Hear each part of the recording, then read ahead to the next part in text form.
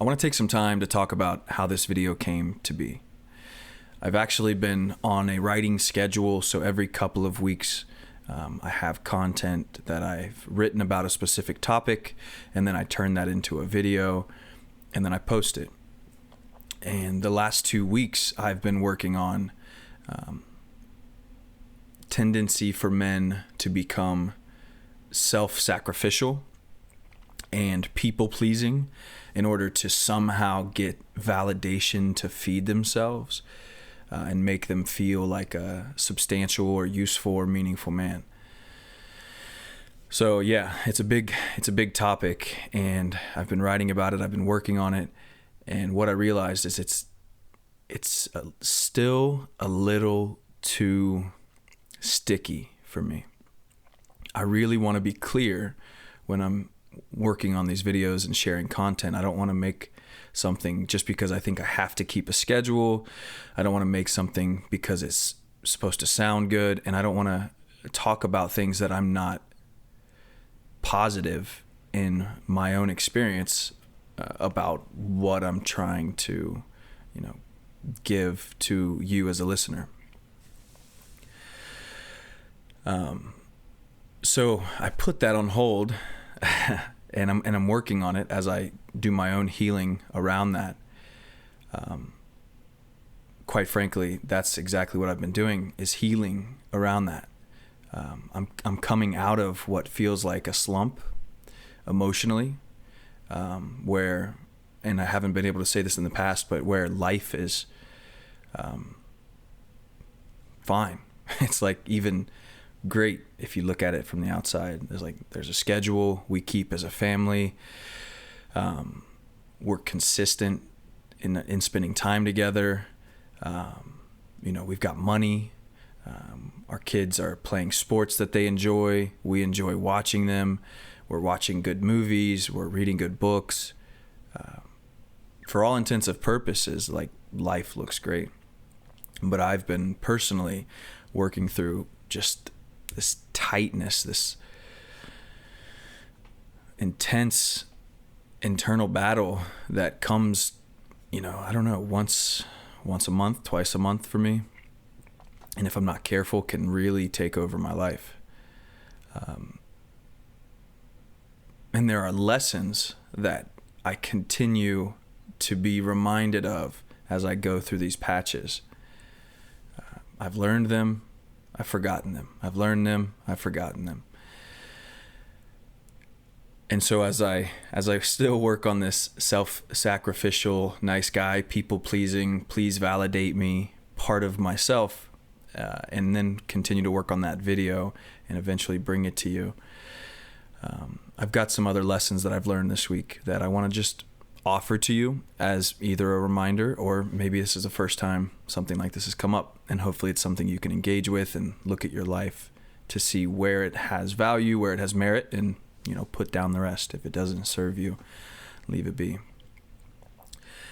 The first thing is the importance of stretching. I can get so constricted into whatever emotion I'm dealing with quicker than I can realize it's happening. And so when I have a routine of stretching, it's actually on a consistent basis opening me back up so that I don't miss that closure. The way I look at it personally, and I don't have, other than the study I've done personally, I don't have the training or the data or even the scientific lingo to really talk about this from that vein. But the way I see it personally is our body holds our memories. And, as we grow up from childhood or through childhood, certain things happen to us and they don't pass through like water through a colander, right? It doesn't sift through, it gets stuck. And our body will, it'll hold our memory. So over time, something happens, we can tighten back up, and quite literally our muscles will take on, and I think it's actually the fascia, which is this like sleeve around the musculature system will tighten up around our body and put us into this box of just shit that we've carried from the past, beliefs about ourselves, fears that we had, moments where we had emotions and held them back or didn't process them, times we didn't speak up, and just shrinks us up into this little tight bundle. We got to work through it. We got to heal, and it takes time. In the meantime, for those memories that are stuck, that we don't quite understand and we can't intellectually work on, we've got to be stretching those muscles out so that we don't get forced back into that box. And it can be hard to remind ourselves of that when we're in this internal battle. It can be so hard to say, no, we just need to go stretch. It's like, no, the problem's over here, or the problem's over here. It's this person, or I'm just not good enough. And it's kind of crazy what a 15 to 20 minute full body stretch session can do to the psyche. So that's number one. If you're feeling a bit out of sorts, roll the neck out. See, I can even feel tension I've gathered in the past 2 hours since I've stretched. Just roll your shoulders out. Right, the cat-cow pose in yoga is an excellent one for me because I carry a lot of tension down this front line of my body, in my neck and my shoulders, and it's this constant flexion back and forth. Carry tension in my throat, so sometimes I have to stretch by like yawning or growling, kind of like these. I have to make noises with my throat to open it back up because of all the years that I've closed myself down from speaking. Stretching my hips. I get real tight in my hips as well. So these are just, obviously, these are just parts of the body that you can stretch, but it's meaningful. So I'll stop there with that. The second piece that has been coming through for me again and again is there's never a moment, or there's never a thing or an activity or a finish line that will finally get me to the point where I am forever sustained by pride, fulfillment, happiness, courage.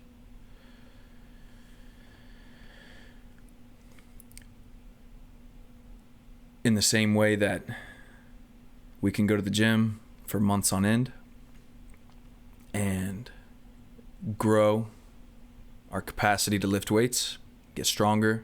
If we stop going, our muscles are they're gonna break down. We're gonna get weaker. And well, the distinction I'm really trying to make here, yes, that is true. The distinction I'm really trying to make here is that I continue to look at something out in the distance and say that's the thing that's going to give me the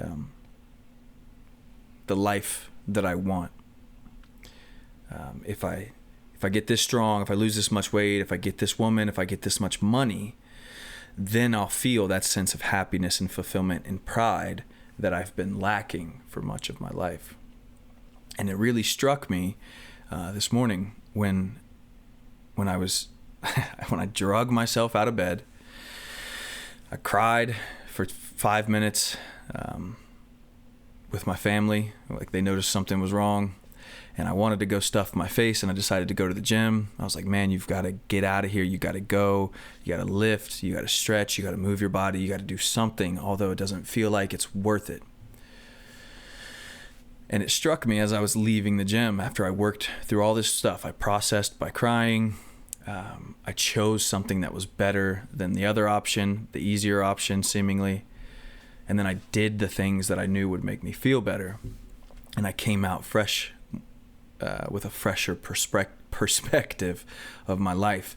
And it struck that the only thing that's ever going to continually, sustainably build me up and bring joy and pride and courage into my life is a decision every single morning. It doesn't matter how many things I achieve. It doesn't matter how much of my to-do list gets done. There will likely always be some sort of friction, whether it be life in general, whether it be some sort of trauma from my past. There's going to be some sort of friction asking me, whispering in my ear to come join it in this like muck. Doesn't matter how much I grow. Every day I'm going to be faced with the decision to either encourage faith, encourage strength, encourage pride, joy, or to settle for what seems to be easy, and that can be sometimes just like wallowing. So, oftentimes there's this posture I take where things are going to forever be great when I get to that thing, or if something happens, things are forever going to be terrible. And at the end of the day, it's a decision. Like, I'm going to work through this. I'm going to grow from this. I'm going to do my best now to move one step forward so I can feel a little bit lighter in my heart and in my body and, serve my purpose as a man or serve my family. So that's number 2. I don't want to beat a dead horse there. And the third piece, this one's still somewhat hard for me to establish language with, because if I were to watch and listen to what I'm about to say, 6 to 10 years ago, I would just be like, that's bullshit. I'm not dealing with that. That's whatever that, pussy shit is. I'm not doing it. It's essentially the impact of, I think, my Midwest upbringing would have on my ability to hear this. But the third thing to become a better man is to learn how to grieve, to learn how to cry, to learn how to feel the pain of loss. And we are too quick to attribute this only to certain types of loss, like a death, a relationship, a house fire, just something catastrophic. But there are so many moments, I believe there are so many moments in our lives as men that we are experiencing loss, whether it be a failure, whether it be an expectation, you name it. And we're not processing it. We're just packing it in.